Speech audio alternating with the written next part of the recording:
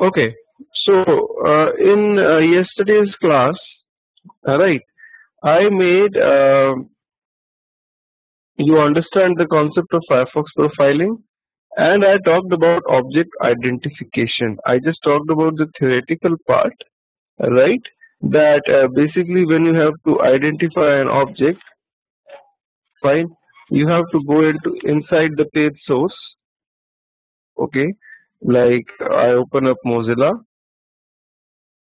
alright, and I ask you to install Firebug, fine, which is an add-on on Firefox. Hold on, yeah, this was Firebug. You can investigate any object using this Firebug. Fine. Now I talked about that every component on the page in the HTML code has a tag name and certain attributes. Okay. Some of the attributes are mandatory and some of the attributes are optional. Fine. The best attribute which you can ever get is the ID. ID equals to email over here. Fine. So now taking an example, right? I'll just create a new class over here. Just 1 minute, guys. Yeah, a new class over here, and I'll call that class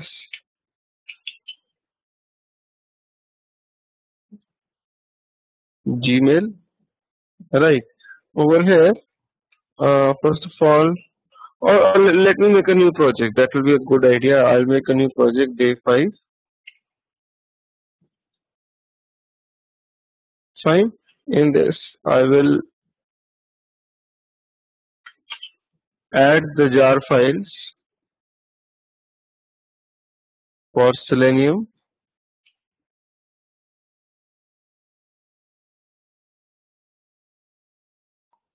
Okay, and I'll launch Firefox.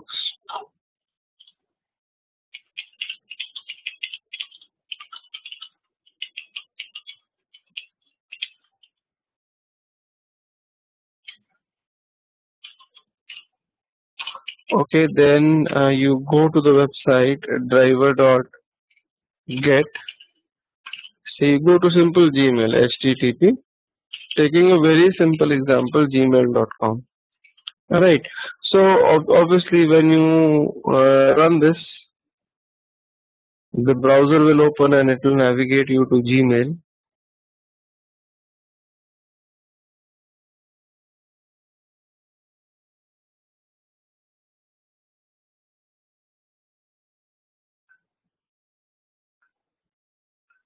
Right, now you suppose you have to enter your email ID and password over here.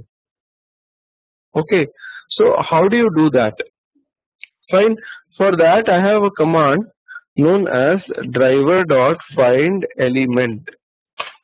Find element on the page means find any element on the page. Element basically means an object. Okay, so you have to give certain criteria on what criteria you need to find it. Right, now if you look on in the website seleniumhq.org,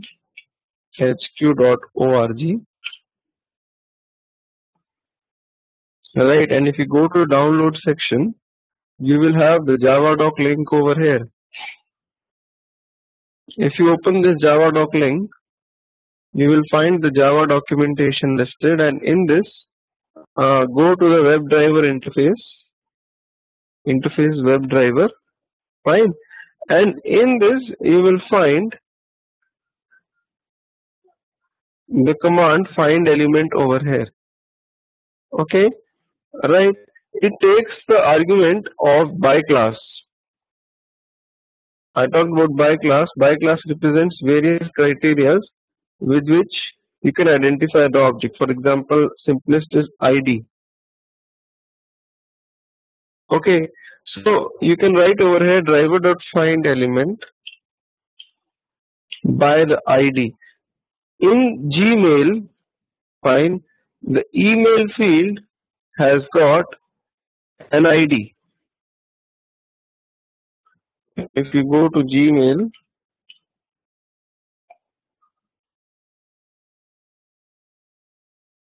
And if you look at the email field has the ID as email. So if you write over here by the ID email, this will find that particular element on the page. Okay, generally ID is unique. Fine. Generally no two components on the page should have same ID. If two components on the page have same ID, then it's not correct, right? You have to go and talk to the developer that fine, this is not correct. Two objects on the same page shouldn't be having same ID. Right. Okay, but what if two objects have the same ID? I'll talk about that in some time. Right. So driver.find element by the ID email. Right. It will go and find this particular box on the page, and this object, it driver.find element returns you web element reference. Now web element is an interface which basically has got methods, generic methods, which can be applied on any web element like click, clear, get size, get location, get text. Fine. So you can simply write over here, this thing will return you web element email equals to this. Fine. And inside the email field, if you have to type something, right, then this is the function send keys. Use this method to simulate typing, send keys inside the web element.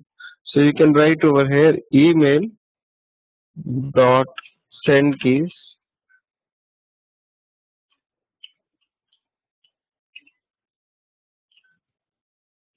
hello. Fine. So when you run this program, it will launch up Firefox, go to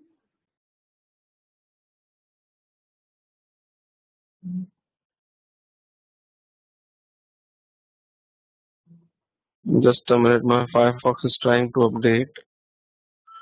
Don't let your Firefox update itself. You see that it enters hello. Alright, turn off the automatic updates in Firefox please, because latest version then gives a problem.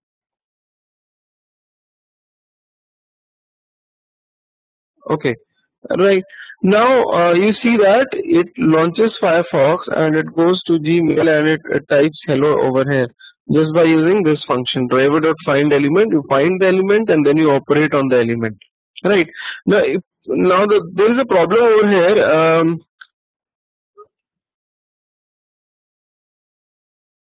No, you don't have to close the Firefox. Every time it will open a new Firefox. Right. Now there's a problem here. The latest version of Java is Java 1.8, which I don't have installed on my PC. Probably you might have installed. Okay. And in that send keys function, it gives a problem. Okay.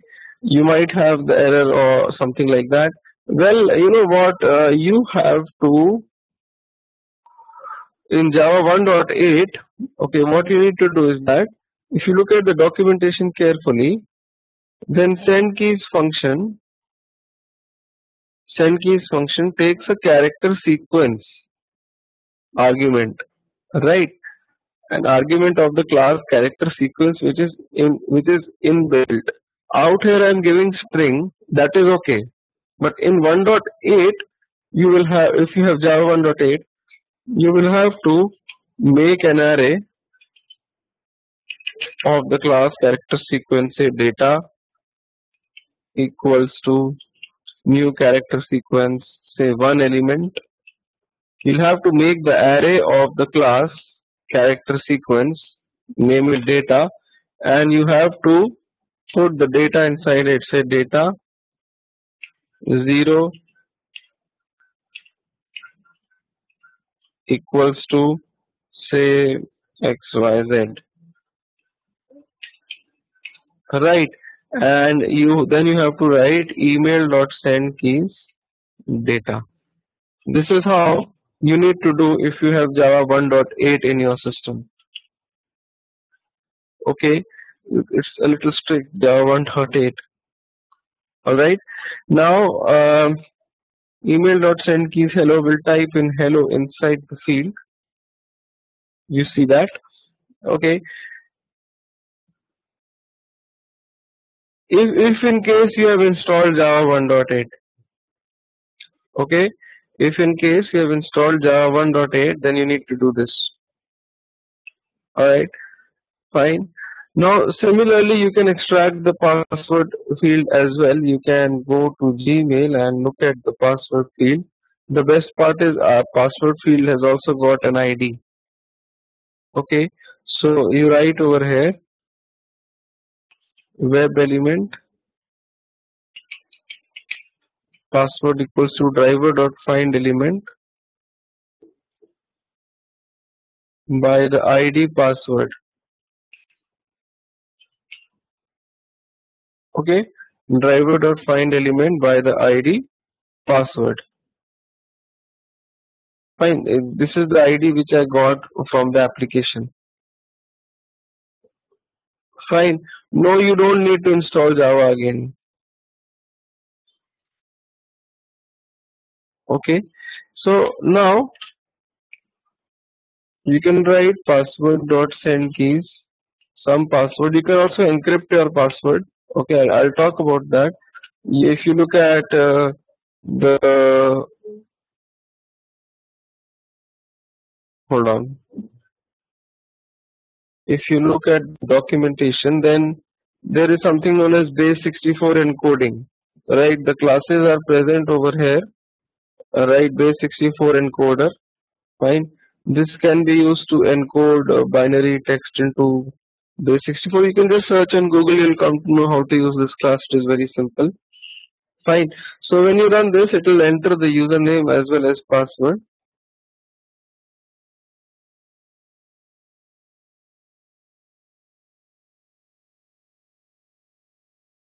You see that? And similarly, you can extract the sign in button as well, and you can click on it. Right. Mohammed, I've given you the recorded session of yesterday's class. Have a look at that. You will come to know. Okay. So, right. So you can extract the button as well. Fine. This is the, just a minute. This is the button, sign in button.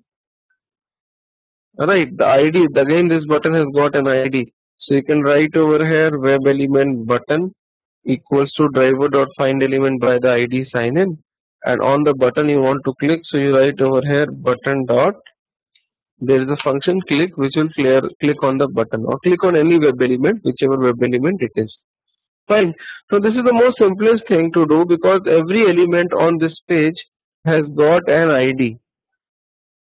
Okay, driver dot find element by the ID. Every element on the page has got an ID. Right. Now, one thing, I am again and again going into Eclipse. Fine. Sorry, I am again and again going into Java docs which are there on seleniumhq.org. Fine. I can actually import the Java docs inside Eclipse. Fine. You can actually import the Java docs inside Eclipse. What you need to do is that you need to, like, this is the link for Java doc, right? You right click on this and you select the option copy link location. Fine. Copy the location of the link. Right. Go to Eclipse. Go to your jar files, the library where you had added all the jars. These are all the jars. Fine. Select the major Selenium jar, that is Selenium say Java 2.x.jar. Right now it is 2.4. Right. Select this, expand it, and there will be an option Java doc location. Fine. edit this option, place the URL, and please note that you have to remove index.html from the end. Right, you have to remove index.html from the end. Click on OK. OK. Now JavaDoc is imported inside Eclipse. If suppose I move my mouse over WebDriver, hold on, just a minute, it's not getting reflected. Just a minute. I'll go to the properties of day 5 and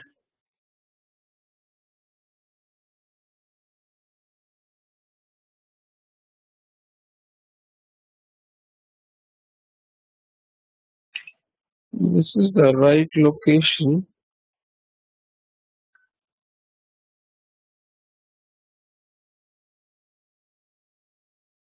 It is somehow not. Just a minute, guys. It's not happening. Actually, probably I have a 32-bit Eclipse for a 64-bit operating system. Probably that's why. Otherwise,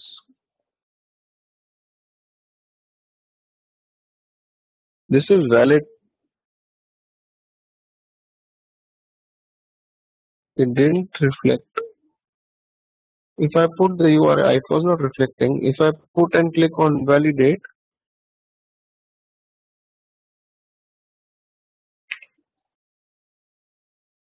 location is likely valid. That's fine.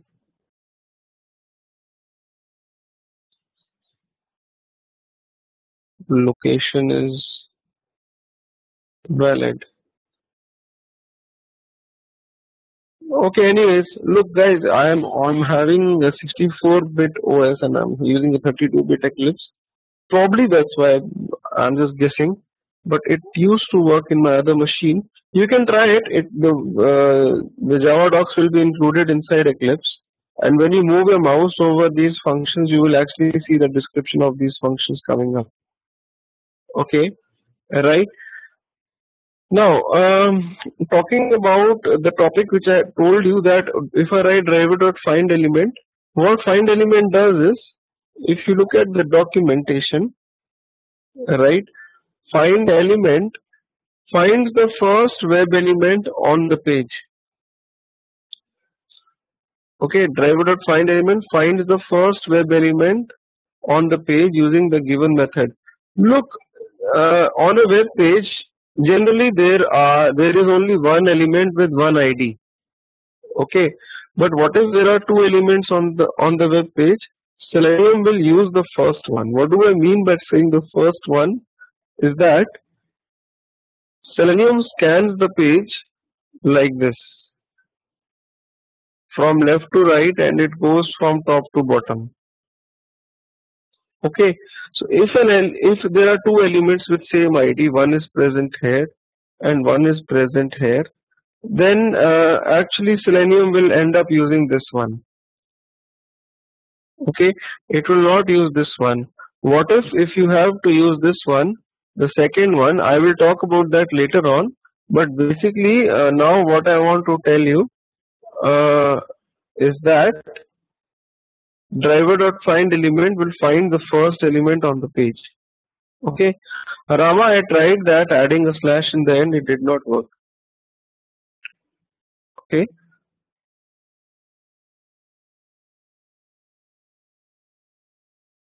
you got my point? Fine. Now at times ID is not present with any element, then you can use some other criteria. There are other criteria. For example, sometimes object has also got a name, a unique name. For example, in Gmail, again we have a name as well. The button had a name, sign in. Right. So you could also use the option name, sign in.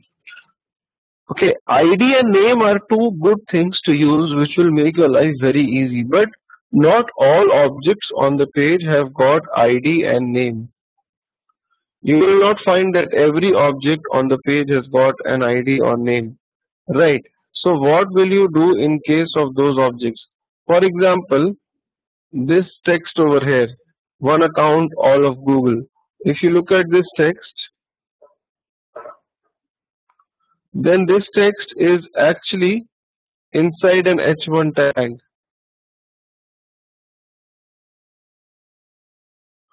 Okay, Siddharth, I'll tell you. Hold on. Right. So this uh, text over here has actually is actually inside an H1 tag. There is no ID or there is no name. The H1 tag opens over here and simply closes over here. Okay. So what do you do in this case? In this case, you resort to something known as XPath. Okay. XPath is basically a unique identifier. Every object on the page has a unique XPath. Okay. Yes, you can use. I'll talk about that in some time. You can use two attributes as well to identify an element. That is not a problem. Okay. Just hold on. I'll talk about everything. Gradually, we'll do everything. Fine. Now, how do you form an XPath? Okay. Talking about XPath, there are two types of XPaths. Okay. There are two types of XPaths. One is known as partial XPath and other one is known as complete XPath. So one is complete XPath, or this is also known as absolute XPath, and other one is known as partial XPath. Okay. Now, if talking about complete XPath, fine, it starts from the base of the document. That is, the base of the document is HTML tag. So complete XPath is formed on tag names. The first tag is HTML. Inside HTML there are two tags, head and body. I am interested to go inside body tag because ultimately H1 tag is inside the body tag. Okay, so this is body tag. Fine.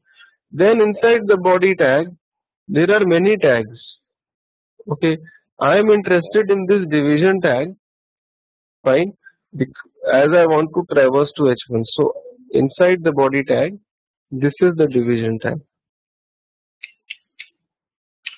Now inside this division tag, I am interested in this division. Basically inside this division tag there are three div tags. Okay, I am interested inside the second division tag. These three div tags are parallel to each other. Okay, and I am interested in the second one. So you will have to write slash div2. Okay, now inside the second division tag, which is this one, inside this you have got this div which is only single. Yeah, inside it again you have got three division tags, and you are interested to go inside this one, which is the first one. Okay, so you will have to write over here, no, it's not zero based, div1, which is this one.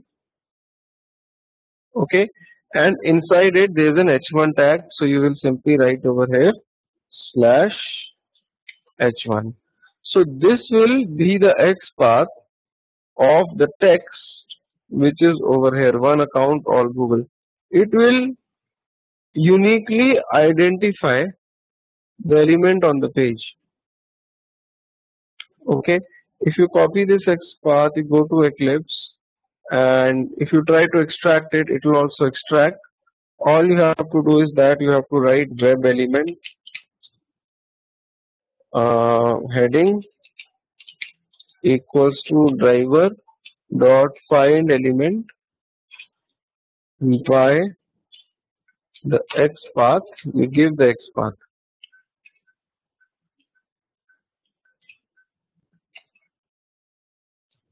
Fine. And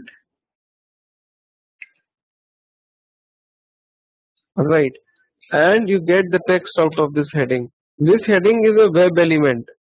You can perform multiple operations on it. You can write heading dot, you will see multiple operations. I just need to get the text out of it. Heading dot get text will give you the text of the web element. Fine. So when you run this, this will print the text of the heading over here in Gmail page. Right. So this is the heading, right? It's printing. Okay. Fine. So this is complete XPath. Fine, but you don't need to actually calculate this XPath every time. You don't need to calculate it manually. Okay, you can install an add-on inside your Mozilla browser. Hold on, I'll tell you that add-on. I'll also install it. That add-on is known as Firepath. Firepath add-on requires Firebug to be present inside Mozilla. Make sure that Firebug is present, and only then you can install Firepath. Okay, so this is the Firepath add-on. You go to this link and simply add to Firefox and install it. Restart your Firefox.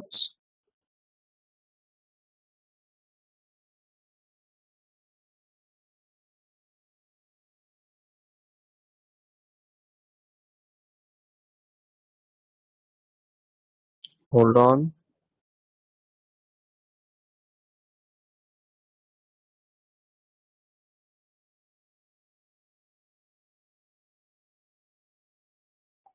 It's not restarted. Yeah, it is restarted. It was minimized. Fine. Now over here, okay, if you look at your Gmail page and if you open up Firebug, fine, out here you will see a separate section in the end, this one, Firepath. You open this, right, and over here select the option generate absolute XPath. Absolute means complete XPath. Fine. And if you go and look at say your email field, you will get the complete XPath. If you go and look anywhere, say this Google image, you will get the complete XPath. You investigate any element on the web page, you will get a complete XPath. Okay, so you actually there is no alternate for Firepath in IE. Okay, look, XPath remains same. Fine, XPath remains same whether you use IE, whether you use Chrome, or whether you use Mozilla. Fine, you can find out the XPath on Mozilla and you can use it on any other browser as well. Because the website, it opens the same way in all the browsers. The 99% of the websites, they have the same page source for all the three browsers. Okay, fine, you calculate the XPath on this browser and you can use it on the other one as well. Right. For example, instead of Firefox driver, if I change it to Chrome driver, right, if I change this to Chrome driver,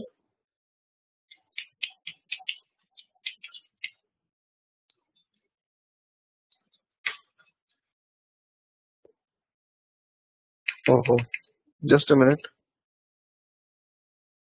yeah, and obviously I'll have to include the Chrome driver exe file, hold on, which was at this location.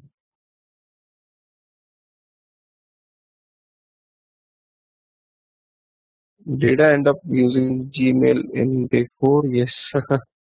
Anyways, yeah, I'll copy Gmail. You can copy paste your files in Eclipse. I'll copy from here and I will paste it inside this source folder. You can do that in Eclipse. Fine. In day 5, and this is Gmail. Okay. So I've set the system property WebDriver.Chrome.driver. We saw that earlier, right, to ChromeDriver.exe, and I run the same program on Chrome. See, it will go to Gmail and do the same thing. Right. On IE also it will work. Look guys, right now my system IE is not working. That's not I am able to show you on IE. Somehow it crashes whenever I launch it. Probably I need to upgrade the version, right? So basically, what I meant to say was that don't worry if you just calculate the XPath or IDs on one browser, you can use it on the other browser as well. Okay, fine. Now moving forward. About the XPath, I talked about complete XPath, okay, or absolute XPath. Now, this type of XPath you should not be using.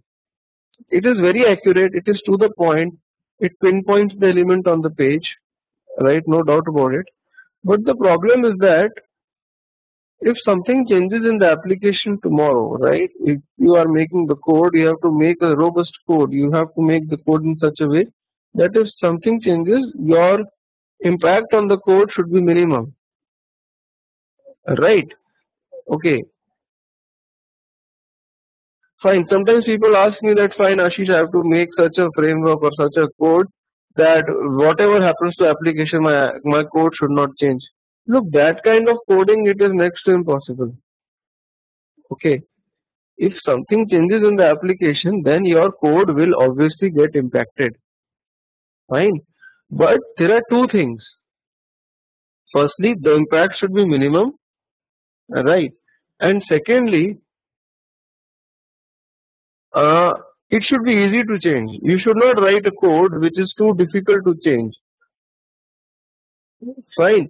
Now the problem with this XPath is that if something changes on the page, if some elements are added in between, then this XPath will go for a toss. You will have to change this XPath and add those tags in between.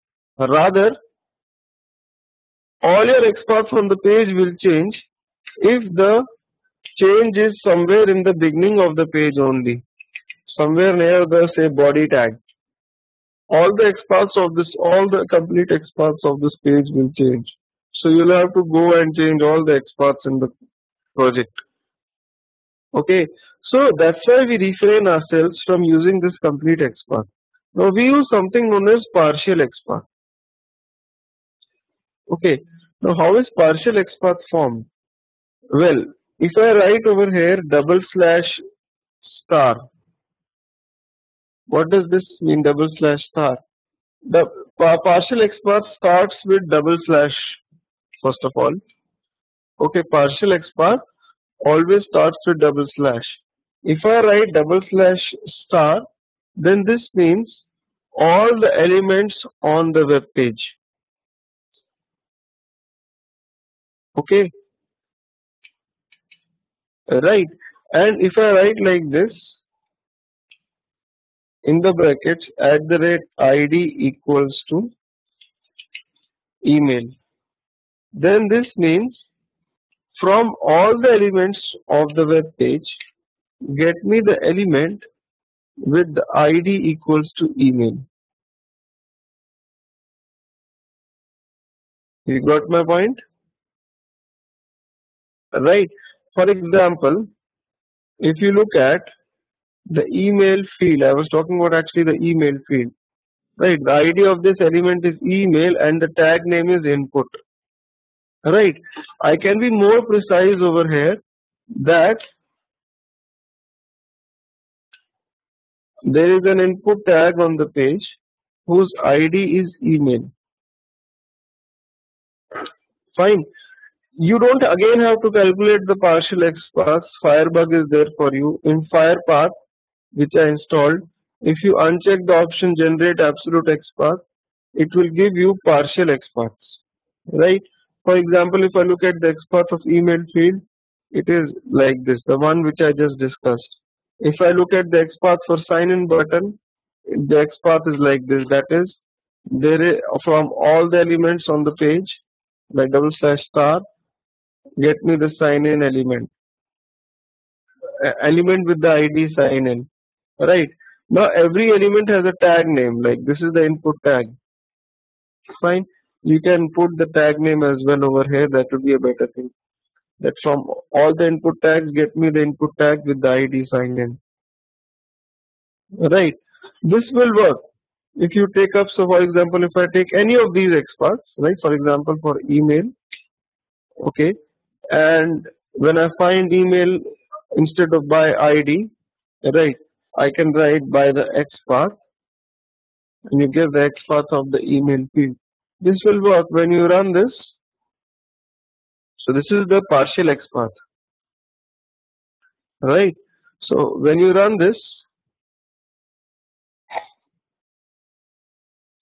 this will work, right? See that? Okay, fine. Now at times what happens is that when you are running your script, okay, I'll just deviate a little from in between. I'll just deviate a little, right? When you are running your script, some error happens. Okay, some error happens while running the script, and it becomes difficult for you to investigate the page source because Firebug is not present inside Firefox, which is launched by Selenium. Okay, you'll see that because yesterday I told you that Selenium launches an altogether new profile. If you look at the yesterday's class, I told you that hold on.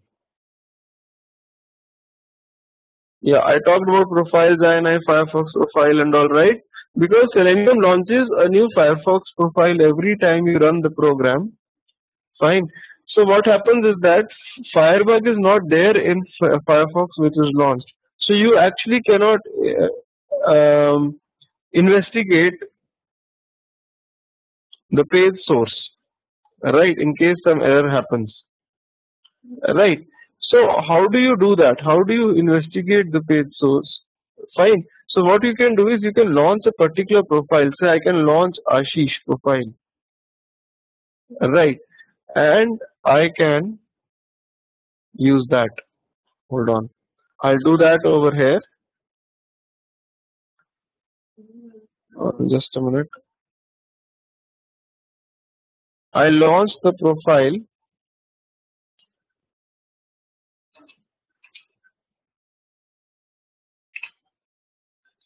Ashish, which I created yesterday, right? To launch that, hold on. First of all, I will install Firebug in that particular profile. That is firefox.exe -p profile manager. Right? I talked about this yesterday, right? So you can start the Ashish profile, and in this profile, say I install Firebug. It will just take me 2 minutes. Yeah, Firebug is there inside this profile, I guess. Just a minute. Yeah, Firebug is there inside Ashish profile. So what I can do is I can launch this Ashish profile. So in this case, when you run the program, Firefox which launches and in which the script runs, fine, will actually have Firebug. And in case some error happens while running the script, you can actually investigate that particular browser only using Firebug. Okay, this is very important because in bigger projects, it really becomes a pain in the neck because you really cannot investigate the page source at times. Fine, so you have to do like this. You have to create a Firefox profile and make sure that Firebug is in that profile. All right, fine. Now, moving further, right? I just talked about partial XPaths. Fine. I told you it starts with double slash star and then the criteria of identifying the element. Okay. For example, if you look at the XPath for, say, let me take up a different example. Say I go to the web page in.rediff.com. Fine. And over here on this web page, I have this account, say create Rediff mail account. Okay, this is a link on the top right, that is create a Rediff mail account. Okay, now if you use Firebug and move your cursor over this create Rediff mail account, then you get an XPath like this. That is, there is an element with ID sign in info under that A2, that means second link. Look, this is the link. This is the link create a Rediff mail account. This link has got no ID. Okay, so what Firebug does is that Firebug moves one step up. It moves to this span and it finds that span has got the ID sign in info. So it starts with this span. Okay, so this part over here in the XPath is actually this span, and under this span there are two links. The first link is here, the second link is here. I am interested in the second link, so you go inside the second link, which is this one. Okay, so this is how it calculates. Similarly, if you look at this money link over here, right, this is the money link.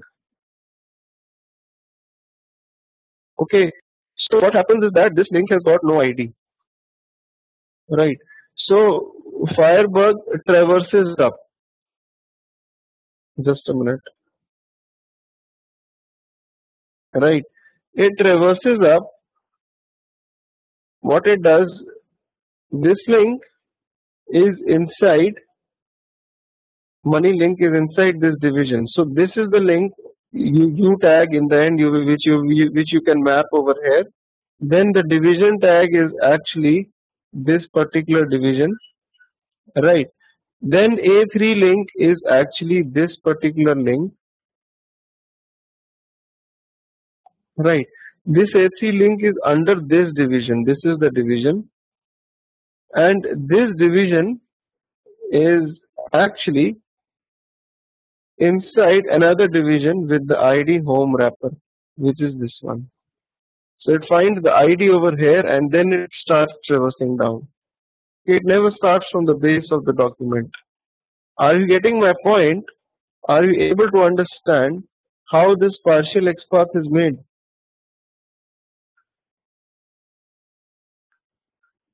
Are you able to understand this?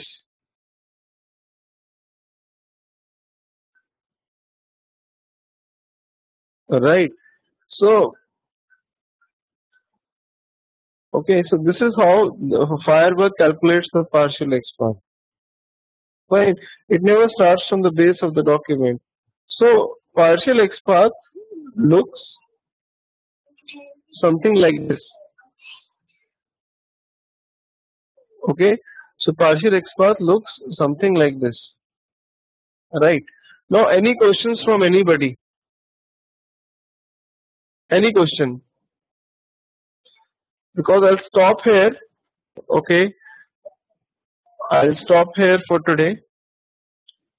Alright. Tomorrow, the next topic which I want to talk about is how to make your own custom XPaths. These were the XPaths coming up from Firebug. Okay. You can also make XPaths which are custom XPaths. Now I need time for that. Right. And I think I've covered enough today. Fine.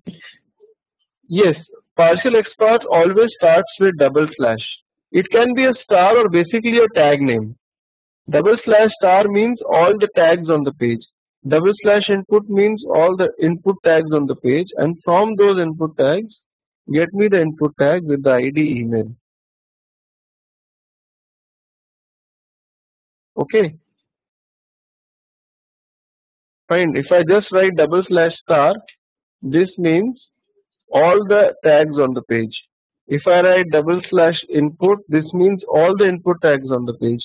And if I write double slash input ID email, that means an input tag with ID email. Yeah, Kiran Kumar. Yeah, tell me. Can we use sync? Yes, Mohammed. I will talk about sync. Just be with me. I will talk about it. The syncing concept is there. You can use anything. It doesn't. This will also work and this will also work. Only thing is this is more. You can say more precise.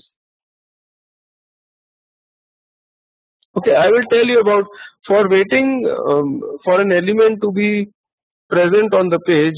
You have got implicit and explicit waits in Selenium. I will talk about that. Okay, Kiran, ping me your email ID. I will reach back to you. My Skype ID is QTP Selenium 1. Ping me your email ID. I will get back to you. Be on Skype after the class. Okay. So the trial classes. Kiran, your email ID, please. Just give me your email ID over chat. Yeah. Okay. So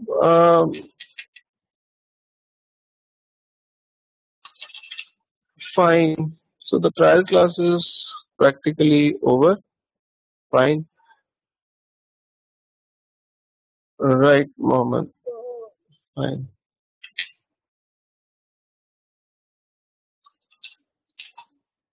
Okay. Ramu, you are also giving me your ID. Okay. Fine. So video for this class will get. I'll email all the videos today only to everyone. Everything is done.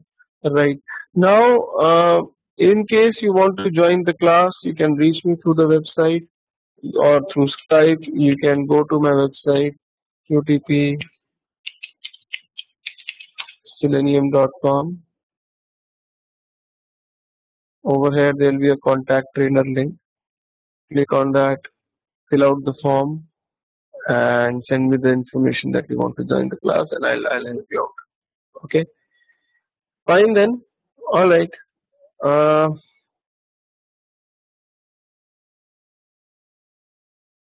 I'm online. I deliberately kept myself invisible during the class. Okay. All right.